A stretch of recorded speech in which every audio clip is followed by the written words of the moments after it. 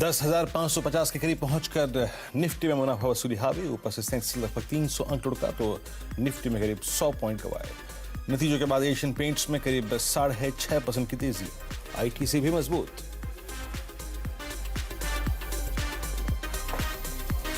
Auto showroom में शानदार रफ्तार। इंडेक्स करीब 1.5% चढ़ा। रिकॉर्ड ऊंचाई पर पहुंचा Scots.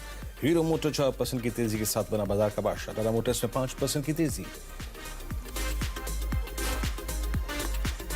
More and more choices coming on to personal vehicles, personal mobility. We are finding very good uptick in the rural markets.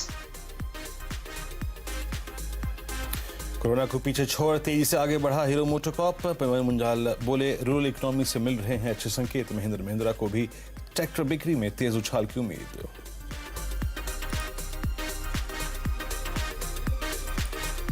Yes, tractor demand is actually very robust and several factors are driving that.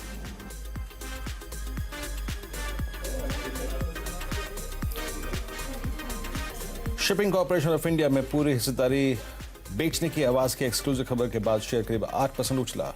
अगली तिमाही में मंगाई जा सकती है। बोली expression of interest की शर्तों को जल्द मिल सकती है मंजूरी।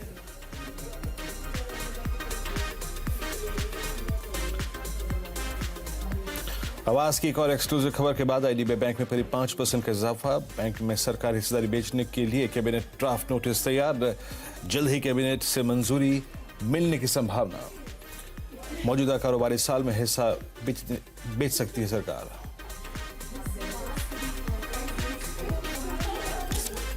तीस सितंबर तक अनाज की 100% पैकेजिंग जूट में करना होगा जरूरी। सरकार के नोटिफिकेशन के बाद लूलो जूट, ग्लॉस्टर जैसे शहरों में 10% तक का उछाल।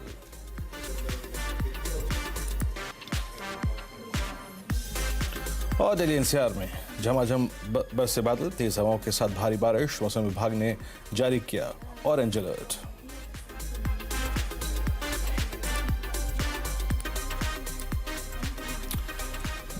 नमस्कार, आप देखें फ्यूचर एक्सप्रेस में हूं वीरेंद्र कुमार। और मार्केट्स अगर आप देखें तो इस वक्त एक बड़े क्रिटिकल एवरेज को छूने के बाद थोड़ा सा रेस्ट मोड में है।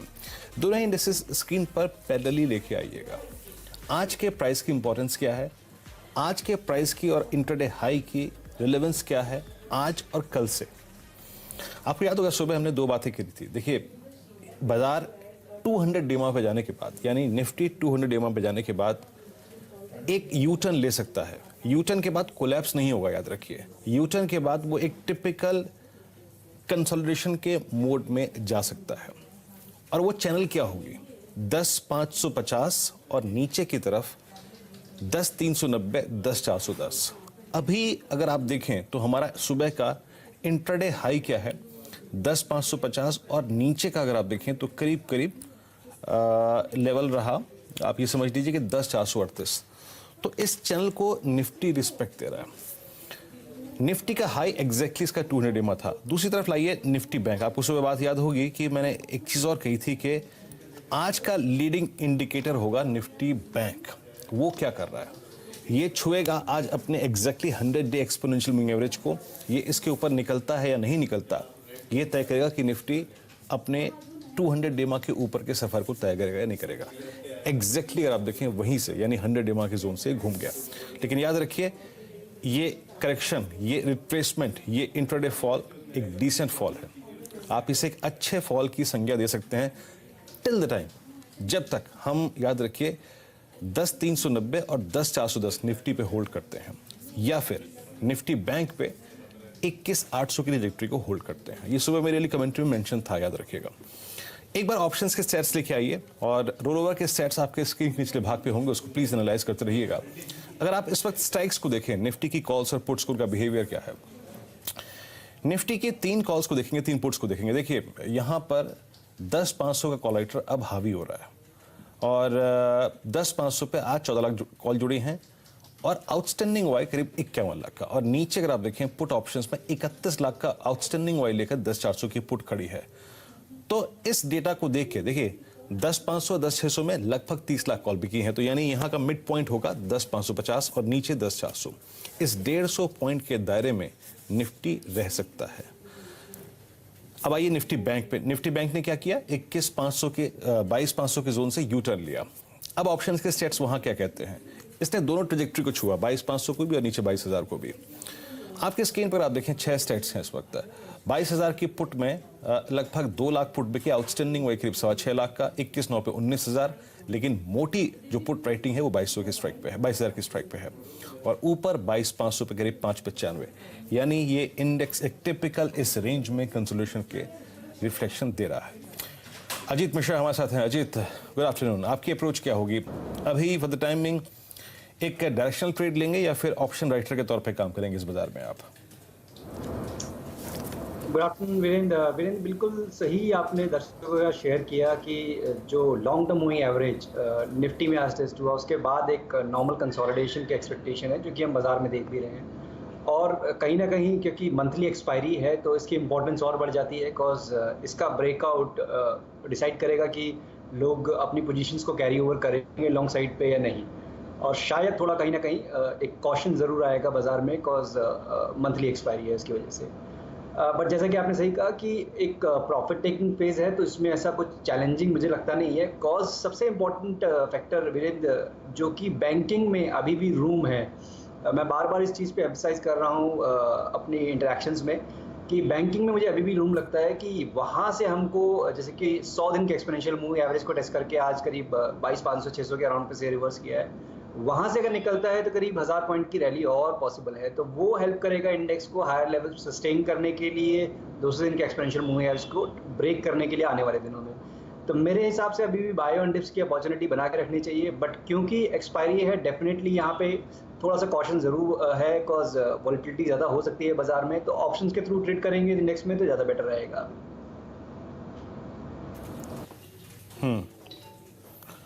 ओके, तो चलिए जरा एक बार जरा इनकी अप्रोच क्या है आज की दिखाइए जरा एग्जैक्टली। आप ऑप्शंस के थ्रू जा रहे हैं या प्लेन वाला फ्यूचर्स लेंगे आप?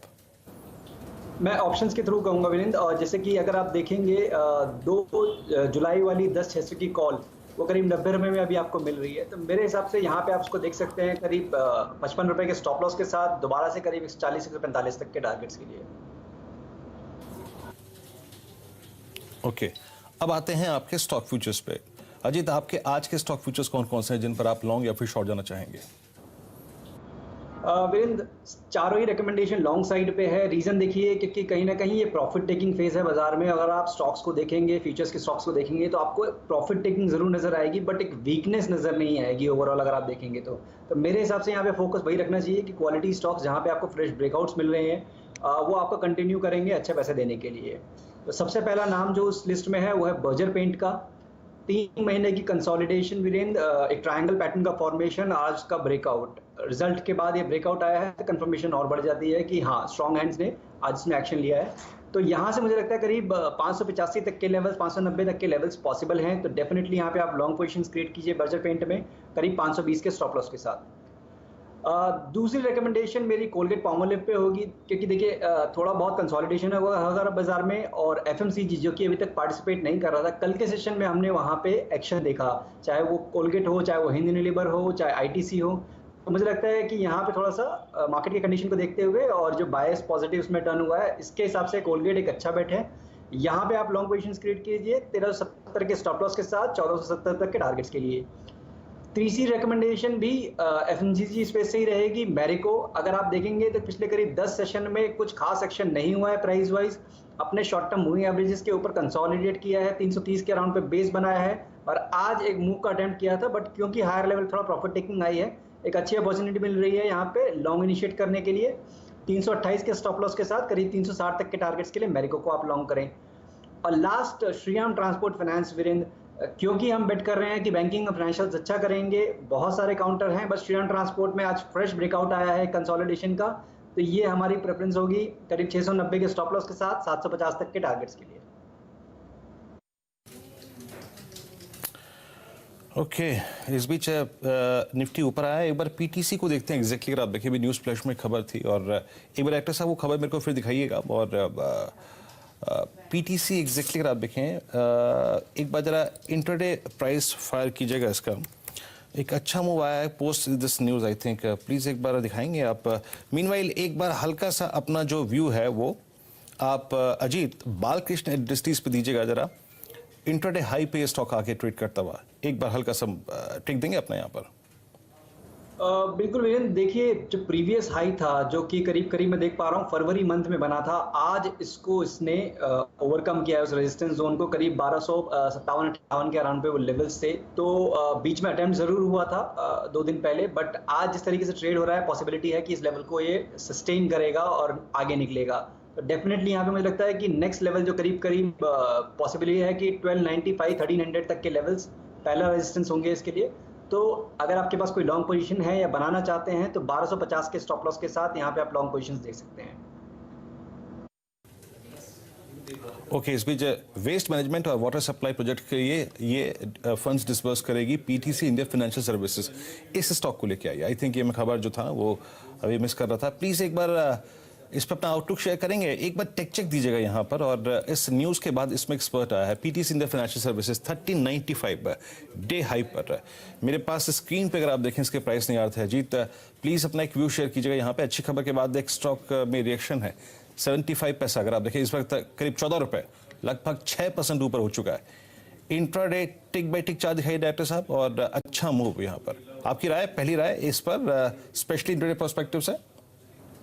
बिल्कुल वीरेंद्र, देखिए अपने रिकॉर्ड लो से काफ़ी स्ट्रॉन्ग रिकवरी कर चुका है। जिस तरीके से मैं चार्ट पे देख पा रहा हूँ करीब 6.5 रुपए के अराउंड का डिक्लाइन के बाद अब करीब 14 रुपए के लेवल्स इसमें ऑलरेडी आ चुके हैं। मेरे हिसाब से करीब 15 के ऊपर इसमें करीब करीब 18 से 19 तक के लेवल्स पॉसिबल होंगे। तो डेफिनेटली यहाँ पे आप लॉन्ग पोजीशंस देख सकते हैं, क्योंकि स्टॉप लॉस भी करीब छोटा सा ही बनेगा। करीब 12.5 के क्लोजिंग स्टॉप लॉस के साथ यहाँ पे आप लॉन्ग पोजीशन देख सकते हैं करीब 18 से 19 रुपए तक के लिए। ओके, तो वेस्ट मैनेजमेंट और वाटर सप्लाई के लिए करीब 485 करोड़ रुपए का अगर आप देखें लोन वितरण करेगी कंपनी। 1395 पे डे हाई पर दिन के सर्वोच्च स्तरों पे आके इस वक्त ये ट्रेड करता हुआ शानदार मूव इस स्टॉक में 3090 को मैं दोबारा लूंगा, लेकिन अभी एक ब्रेक का वक्त है। और ब्रेक के बाद देखिए 2 चीज़ों पर बात करेंगे आज। एक तो सस्ता ऑप्शन लेंगे, साथ ही साथ दीपाली से बात करेंगे ब्रेक के बाद। ये बड़ी शानदार सीरीज रही, जून का महीना। इस जून के महीने में कुछ तो खास है, थोड़ा समझेंगे ब्रेक के बाद दीपाली से।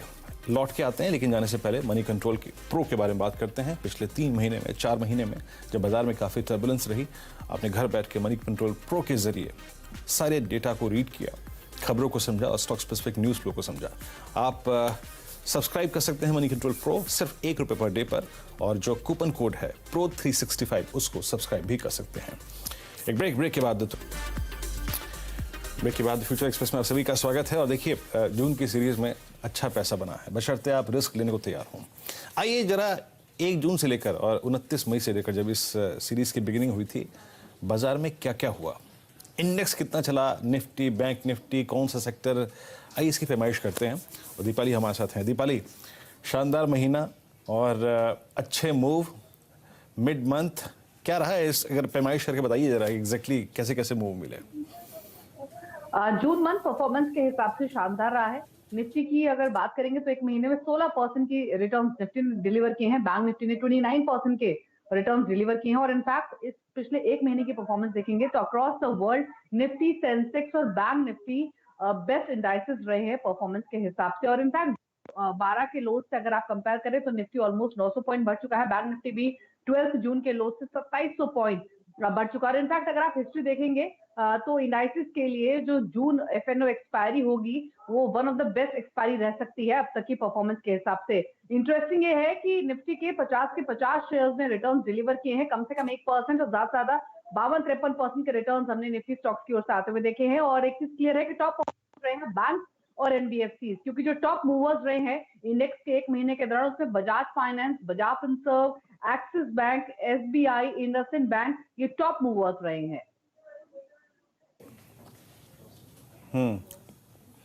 ओके, तो ये है अगर आप देखें इस सीरीज का मूव, वाकई आई मीन काफ़ी स्ट्रॉन्ग मूव दिया, शानदार जून सीरीज। और ये स्टॉक्स अगर आप देखें आपकी स्क्रीन पर, क्या स्ट्रॉन्ग मंथ रहा ये। खैर दीपाली, बहुत बहुत शुक्रिया इस पूरी पैमाइश के लिए, इंडेसेस, स्टॉक्स और सेक्टर्स की परफॉर्मेंस। अब आते हैं लौट के एक बार फिर से बाजार पे। आई थिंक एक बार 2-3 स्टॉक्स ले लेते हैं ऑप्शंस के लिहाज से।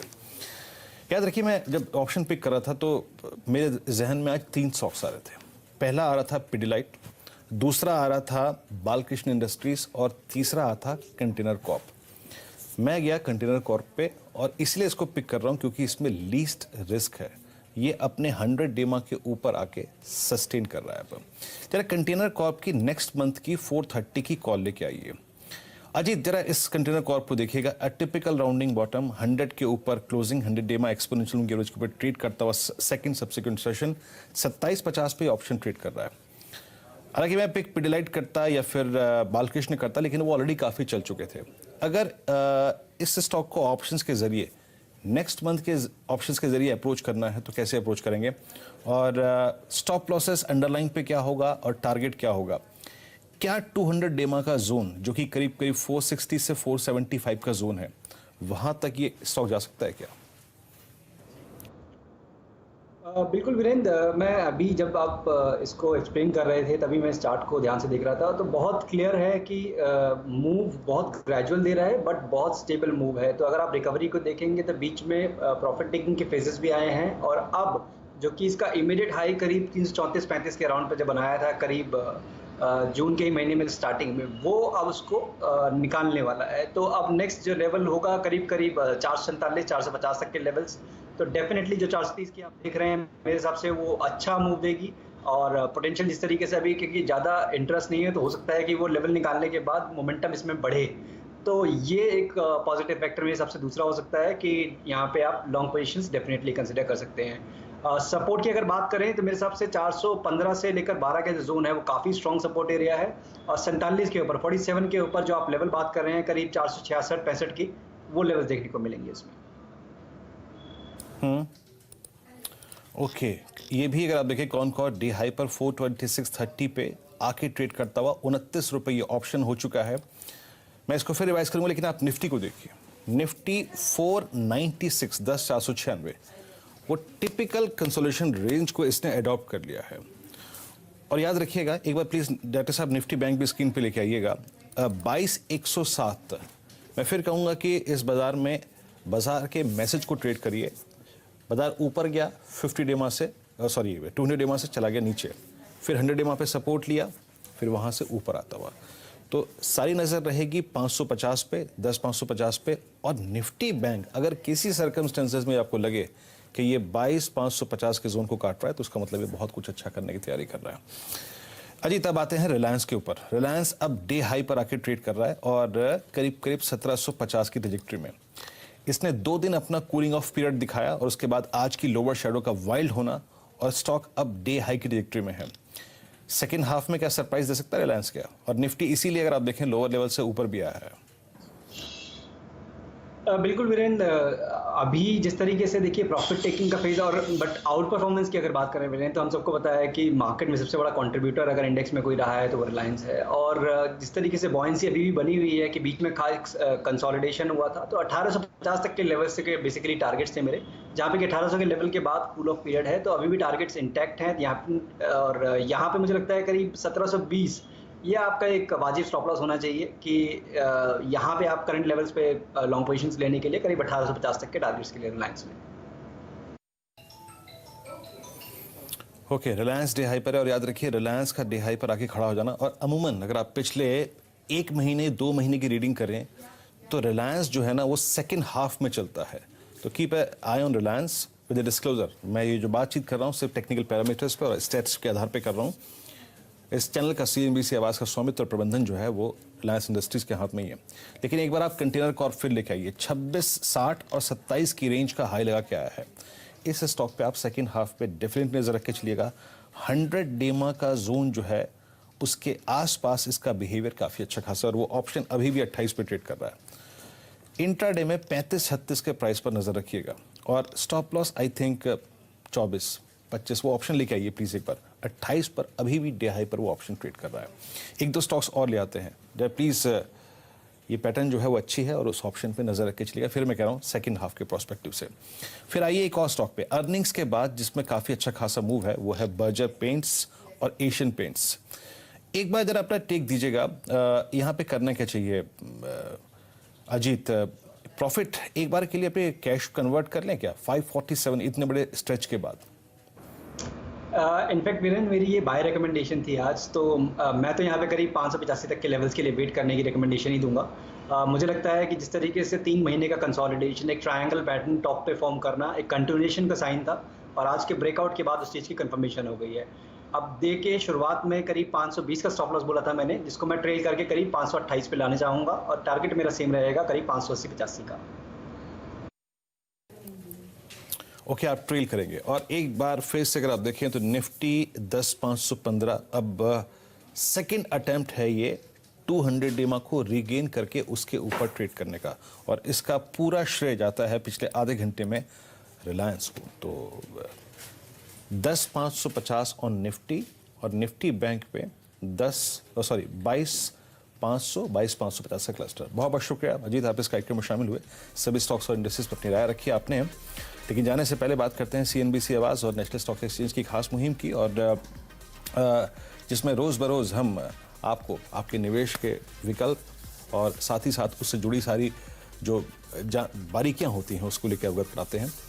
याद रखिए, जब भी आप इन्वेस्टमेंट करते हैं तो रिसर्च करें, और रिसर्च करके अपने एक पोर्टफोलियो को बनाएं, अच्छी कंपनी को शुमार करें, लार्ज कैप, स्मॉल कैप और मिड कैप का एक स्ट्रॉन्ग कॉम्बिनेशन बनाएं, एक वित्तीय सलाहकार की राय लें, साथ ही साथ अफवाहों से दूर रहें और पेनी स्टॉक से दूर रहें। निफ्टी ऑलमोस्ट डे हाई की ट्रेजेक्ट्री में, और 10,521 का स्तर यहाँ पे रिलायंस पे, निफ्टी बैंक पर नजर रखिएगा, और कंटेनर कॉर्प। एक ब्रेक के बाद आशीष वर्मा आपके साथ होंगे। नमस्कार।